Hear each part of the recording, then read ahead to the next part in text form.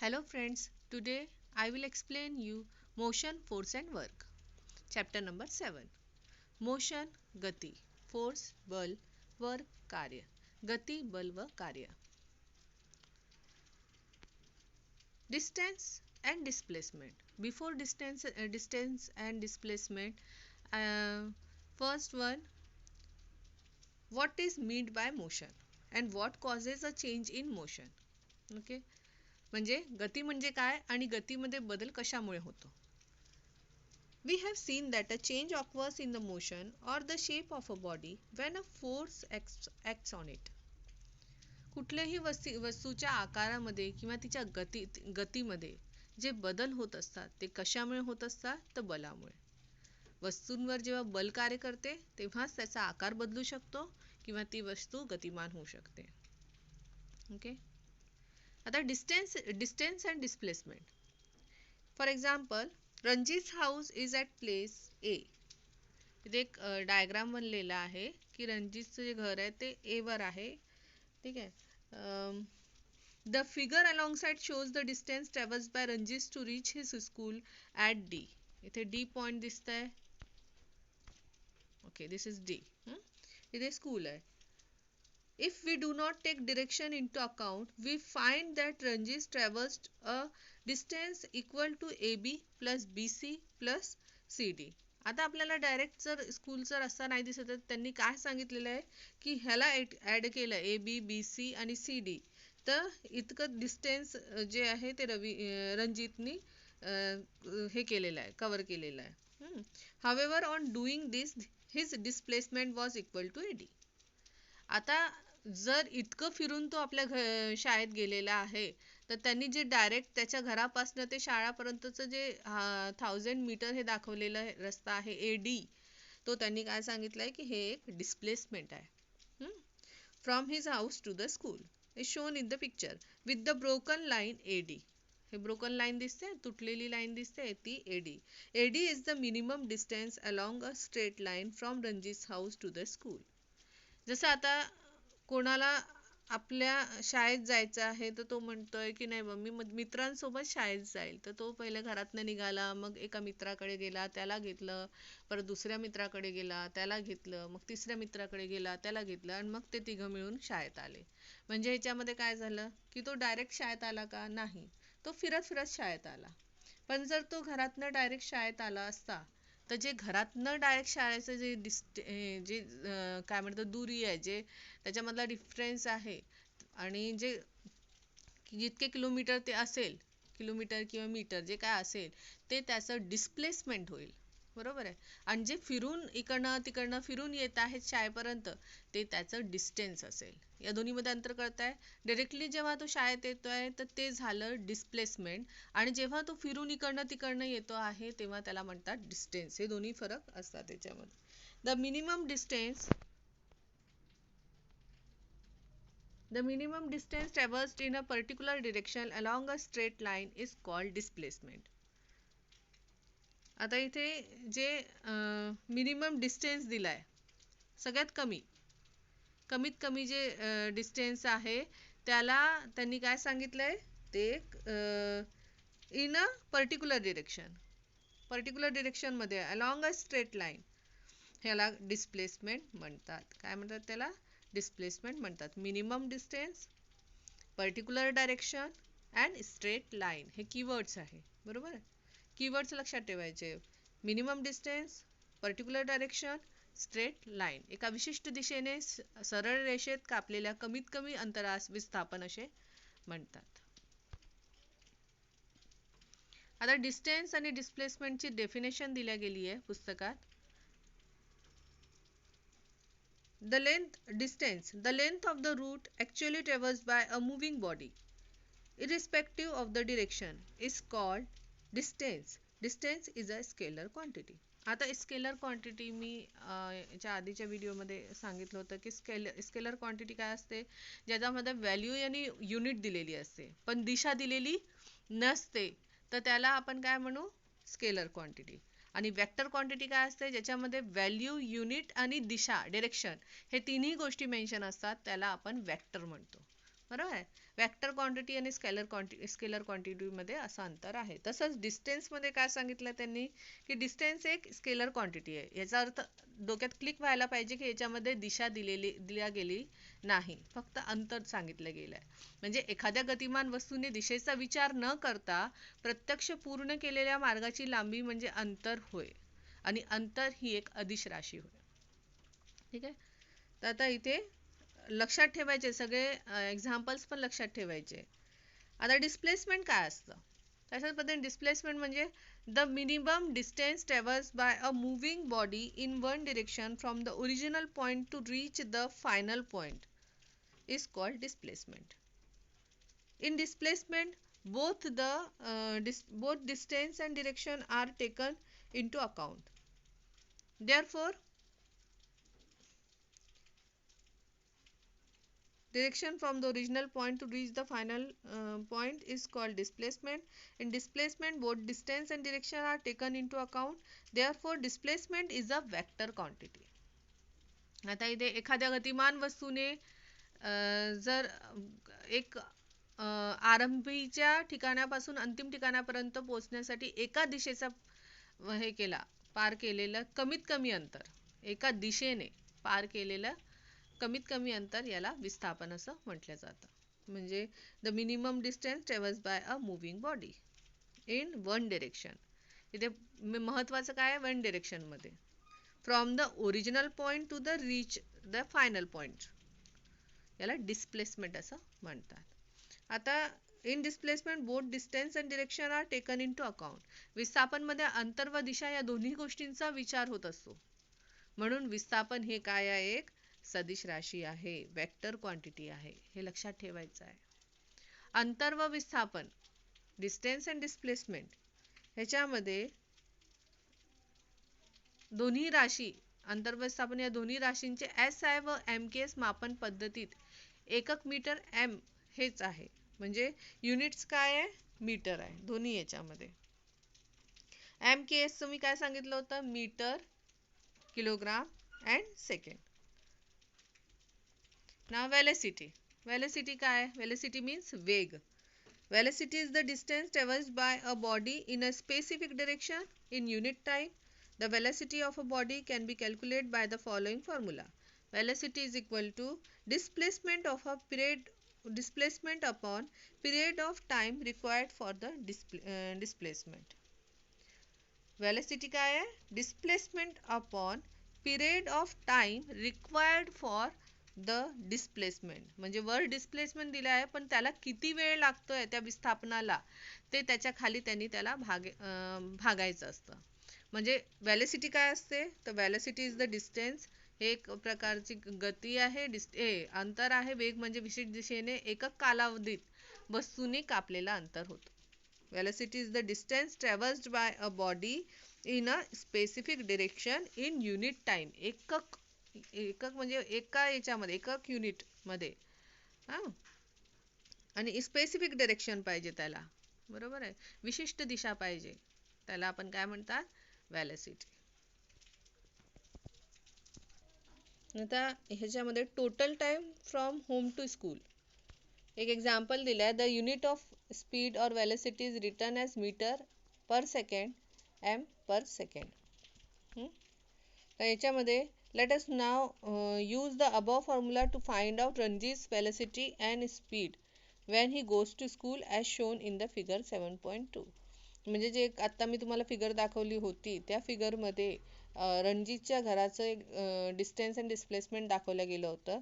त्या पद्धतीने इथे त्यांचं स्पीड म्हणजे स्पीड फाइंड करायची और वेलोसिटी. तर let us now use the above formula to find out Ranjit's velocity and speed. He goes to school as shown in the figure 7.2. The actual distance traveled by Ranjit from home to school is AB plus BC plus CD. त्याच्यामध्ये तिन्ही AB, BC आणि CD ते तिन्ही add करायचे, जितकं जितकं distance दिलंय ते सगळं.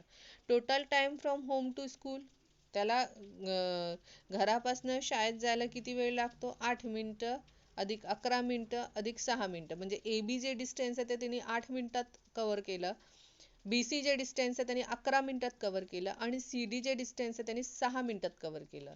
जे वर लिहिलेलं आहे AB+BC+CD त्यालाच इथे 8 अधिक 11 अधिक 6 केलेलं आहे. टोटल मिनटं झाले 25 मिनटं. हे झालं Ranjit displacement from home to school. आता हे जे वरचं आलेलं आहे 25 मिनटं ते झालं डिस्टन्स झालेलं आहे. आता डिस्प्लेसमेंट काय आहे तर डायरेक्ट शाळेत जाणं. आता डायरेक्ट शाळेत जाताना त्याला किती मीटर चालावं लागतंय तर 1000 मीटर आहे शाळा. इथे किती मीटर दाखवली गेली होती शाळा, इथे शाळेचं टायमिंग हे दिलं होतं ना, नाही टायमिंग दिलेलं आहे इथे, त्यांनी शाळेचं डिस्टन्स दिलेलं आहे 1000 metre. Thus Ranjit velocity when going from home to school. आता इथे वेलोसिटी काय झाली तर डिस्प्लेसमेंट अपॉन टोटल टाइम.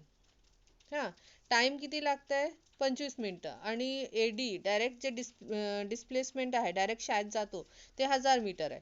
तर 1000/25 1000/25 याला जे कट केल्यानंतर काय आलं 0.66 मीटर पर सेकंड. म्हणजे रणजितचे स्पीड आहे, speed while going to school. आता ही वेलोसिटी झाली. ह्याच्यानंतर स्पीड काढली आहे तर काय आलंय speed distance travelled upon total time. आता डिस्टन्स किती ट्रॅव्हल करतोय तो वर किती दिलेला आहे 1500 मीटर. 1500 मीटर आणि टायमिंग परत तेच आलं 25 मिनटं. हां, मला 1500 मीटर मधला कट करून हे सगळं कट करून मिनिटाला सेकंडमध्ये कन्वर्ट केलं त्यांनी. आणि मिनिटाला सेकंडमध्ये कन्वर्ट करून इथे त्याने 25 मिनिटाला सेकंडमध्ये कन्वर्ट केलाय. मग कट करून त्यांचा आलाय 1 मीटर पर सेकंड. म्हणजे Ranjit did not take the straight route of minimum distance while going to the school. Therefore, the magnitudes of his velocity and speed came out to be different. Had Ranjit actually gone by the straight route AD, then the magnitude of his velocity and speed would have been the same. आता इथे त्यांनी सांगितलं आहे की रणजित हा जे direct हे करतोय म्हणजे रणजितने शाळेत जाताना कमीत कमी अंतराचा सरळ मार्ग घेतला नाही, तो फिरून फिरून जात होता. त्यामुळे त्याचा वेग व चाल जी आहे याचे परिमाण जे आहे ते वेगवेगळे आले. जर रणजित प्रत्यक्षात एडी या सरळ मार्गाने गेला तर त्याचा वेग व चाल याचे परिमाण एकच असेल. एकाच याने गेला तर तो.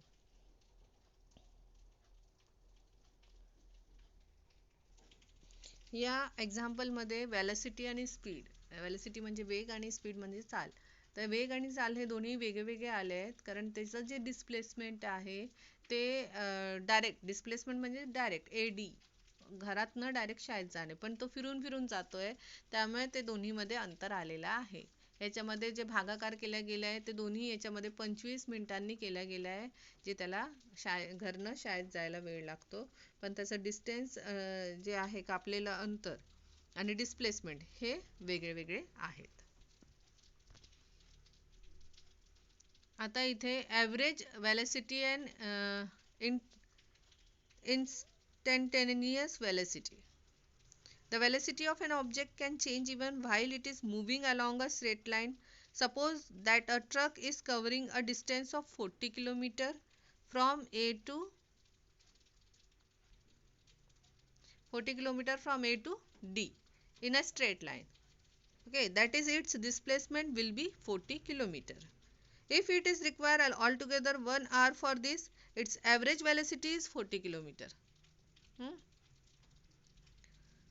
per hour. However, if the truck travels the 10 km distance AB in the 10 minutes, BC in 20 minutes and CD in 30 minutes, then velocity for the distance AB in km per hour is equal to 10 km upon 10 minutes is equal to 60 km upon 60 minutes is equal to 60 km per hour.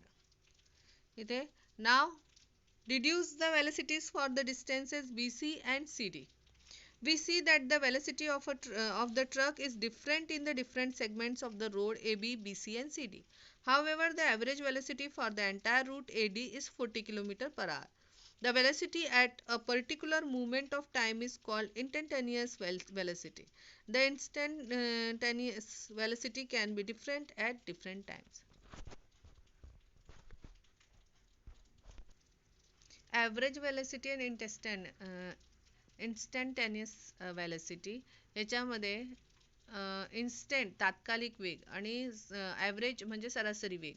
तर एखादी वस्तू सरळ रेषेत जाताना सुद्धा तिचा वेग बदलू शकते. म्हणजे कसं, तर कधी आपण म्हणतो की 10 किलोमीटर, मग कधी गाडी चालवते तर 20 किलोमीटरच्या स्पीडने, कधी म्हणजे व्हेरिएशन होत असतात त्या स्पीडमध्ये, कमी जास्त कमी जास्त असं. जसं इथे एक एक्झाम्पल दिलेलं आहे, एक ट्रक दाखवलेला आहे, तो ट्रक चालतोय. तर त्याच्यामध्ये काय दाखवलं आहे की एक ट्रक ए या ठिकाणापासून डी या ठिकाणापर्यंत 40 किलोमीटर सरळ रेषेत जात आहे. म्हणजेच एडी एवढे विस्थापन होईल. म्हणजे एडी जे आहे त्याचं विस्थापन आहे, बरोबर आहे का. 10 + 10 + 20 म्हणजे 40 झालं.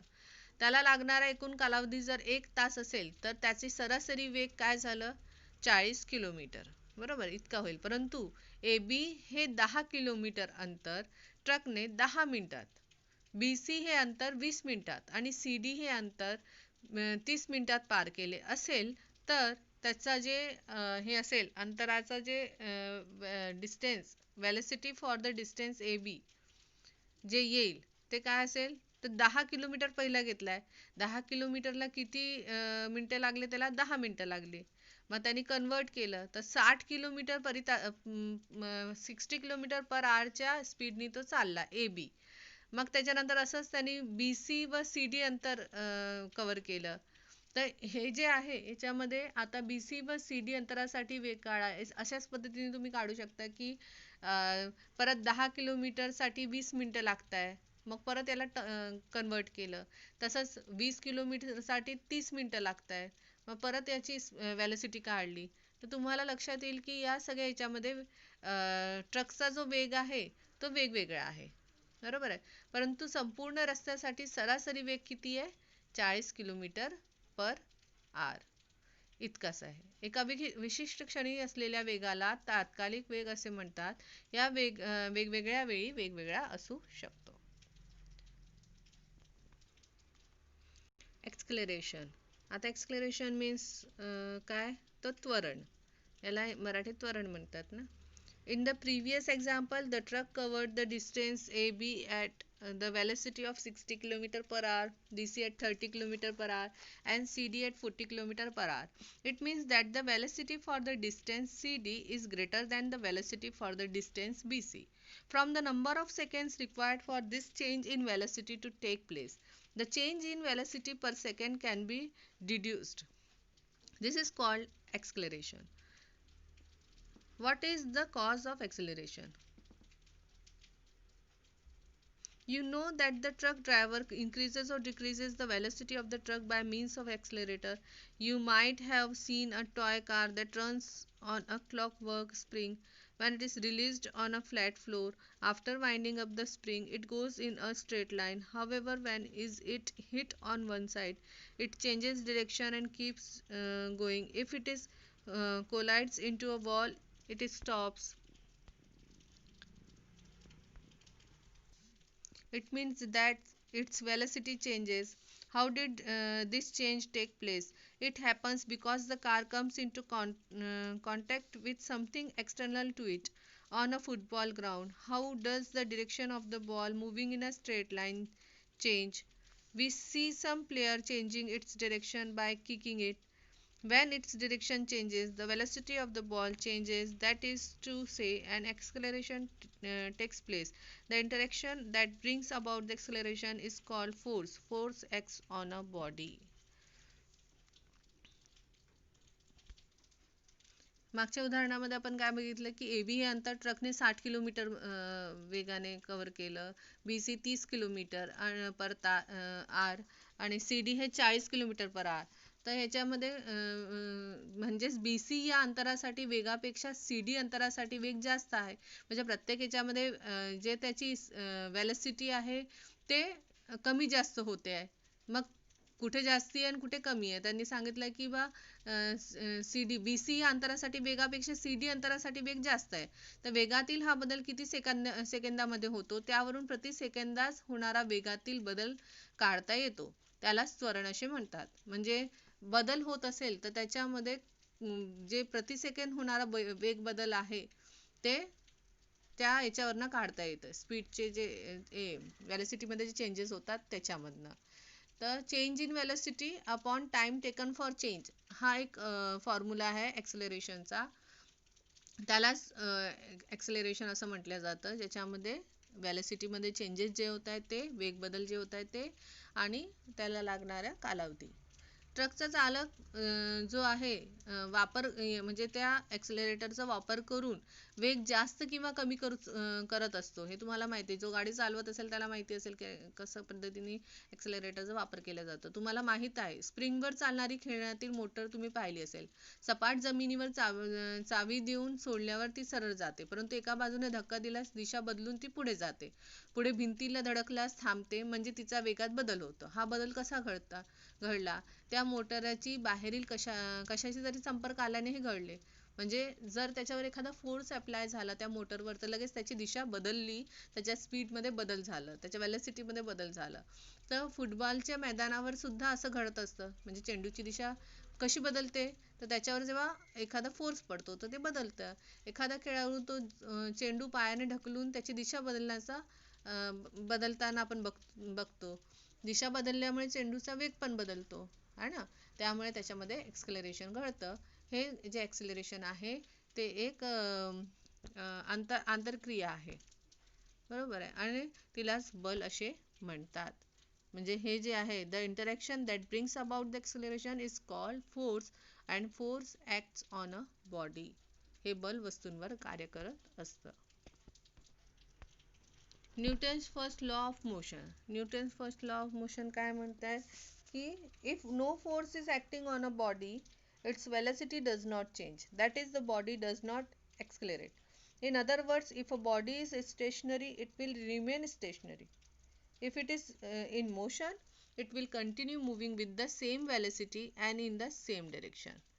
आता इथे जे सांगितलं गेलं आहे की म्हणजे एक एक्झाम्पल दिलेलं आहे, त्याच्यानंतर तुमच्या पुस्तकामध्ये न्यूटनचा हा पहिला law, first law of motion ते दिलेलं आहे. त्याच्यामध्ये एखाद्या वस्तूवर बल कार्य करत नसेल तर त्या वस्तूचा वेग बदलणार नाही. म्हणजे हे कुठलीही गोष्ट तुम्ही बघा, कुठल्याही वस्तूवर किंवा कुठल्याही, ते स्वतःहून आपलं दिशा बदलत नाही किंवा स्वतःहून गतिमान होत नाही वस्तू.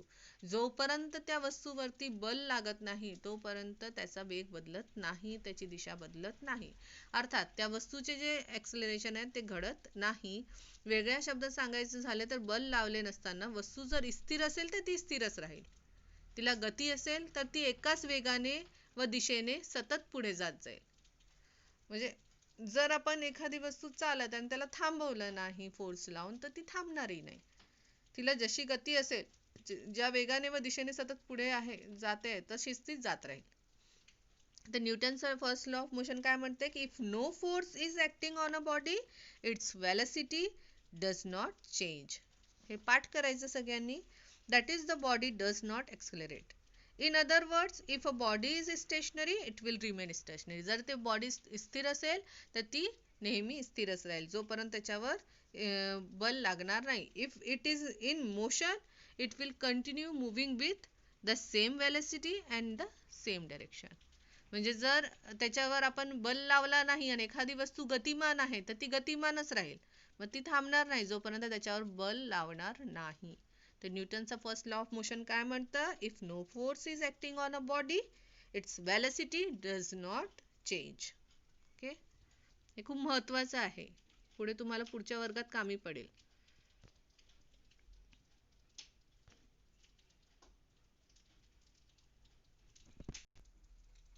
Force, displacement and work मध्ये, if the block moves forward, we can say that it has been displaced. Due to the displacement, we say that the force has done some work. Can we measure this work? We know that work done depends on the force and the displacement. The following formula express this relationship. कुठला formula? Work. Work for W. W is a symbol of work. Done by the force. Force साठी F दिला गेला आहे. Applied to the body into displacement. म्हणजे work काय असतं, work done by the force is equal to force apply to the body. जे काम करतंय, जे वस्तूंवर आपण फोर्स अप्लाय करतोय ते, आणि त्याच्यासोबत displacement of the body that takes place in the direction of the force. म्हणजे फॉर्म्युला काय बनला, W is equal to F into S. इथे एस काय आहे, डिस्प्लेसमेंट आहे. आणि डिस्प्लेसमेंट म्हटल्याबरोबर तुम्हाला लक्षात यायला पाहिजे की ज्याच्यामध्ये गतीसोबत म्हणजे त्याची दिशा पण सांगितल्या गेली आहे. म्हणजे स्पीड आणि व्हॅलोसिटी म्हणा किंवा स्पीड म्हणा किंवा जे काही सांगितलं गेलं त्यासोबत त्याची एक ठराविक विशिष्ट दिशा सांगितली गेली आहे, त्याला डिस्प्लेसमेंट असं म्हटलं जातं. In the SI system the unit of work is joule. वर्कचं युनिट काय आहे, जूल आहे. हे लक्षात ठेवायचं आहे की वर्कचं युनिट काय आहे, जूल आहे. आणि एकक तर बलाचे एकक न्यूटन. म्हणजे वर्कचं जूल आहे आणि फोर्सचं काय आहे, न्यूटन आहे. त्याला n नी दाखवतात. And the unit of displacement is metre. इथे सगळे युनिट्स दिलेले आहे या पॅराग्राफमध्ये. तर सगळ्यांनी हे व्यवस्थित लक्ष देऊन वाचायचं आहे की कुठलं युनिट कशासाठी आहे. पुढे तुम्हाला हे कामी पडणार आहे. मीटर डिस्प्लेसमेंटसाठी, त्याच्यानंतर फोर्ससाठी न्यूटन n, वर्कसाठी जूल. आणि CGS सिस्टीममध्ये वर्कचं जे युनिट आहे ते ERG अर्ग आहे. आता एक ब्रॅकेट बॉक्स आहे, त्या बॉक्समध्ये if a force of 1 newton parallel to the surface of the table is applied to a wooden block on the table and the block is displaced by 1 meter, then it can be said that the force has done 1 joule of work. In this example, the displacement is in the direction of the force. इथे टेबलावरील लाकडीचा एक ठोकळा, चित्र मी घेतलेलं नाही, पुस्तकात आहे तुमच्या. टेबलावरील लाकडी ठोकळ्याला टेबलाच्या पृष्ठभागाशी समांतर असे 1 न्यूटन इतके बल लावले आणि 1 मीटर इतके ठोकळ्याचे विस्थापन केले, तर त्याच्यावर कुठला वर्क झाला, 1 जूल असं वर्क झालं असे म्हणता येईल. या उदाहरणामध्ये झालेले विस्थापन हे बलाच्या दिशेतच झालेले आहे असं त्यांनी सांगितलं गेलं आहे. म्हणजे इथे जे या पॅराग्राफमध्ये वर्क याचं फॉर्म्युला दिला गेला आहे. वर्कचा फॉर्म्युला आहे फोर्स इंटू डिस्प्लेसमेंट. हे लक्षात ठेवा, work is equal to force into displacement. प्रत्येकांचे युनिट्स दिलेले आहे. वर्कला जूलनी SI सिस्टीममध्ये वर्कचं जे युनिट आहे ते जूल आहे. फोर्सचं जे युनिट आहे ते न्यूटन आहे. आणि डिस्प्लेसमेंट एसचं जे युनिट आहे ते मीटर आहे. बरोबर. आणि CGS या सिस्टीममध्ये वर्कचं युनिट अर्ग असतं. हे लक्षात घ्यायचं आहे सगळ्यांनी. ॲक्सलरेशन. आतापर्यंत आपण या धड्यामध्ये काय काय शिकलो आहे, तर डिस्प्लेसमेंट, डिस्टन्स, ॲक्सलरेशन, त्याच्यानंतर Newton's first law of motion आणि फोर्स, या सगळ्यांविषयी, मोशन, फोर्स, व्हॅलोसिटी, स्पीड, या सगळ्यांची माहिती घेतली आहे. हे सगळं तुम्ही वाचायचं आहे टेक्स्टबुकमधनं आणि तयार करायचं की कशाचं युनिट काय आहे, कशाला काय म्हणतात, कशाचं एक्झाम्पल काय आहे, हे सगळं लक्षात घ्या. Okay, thank you.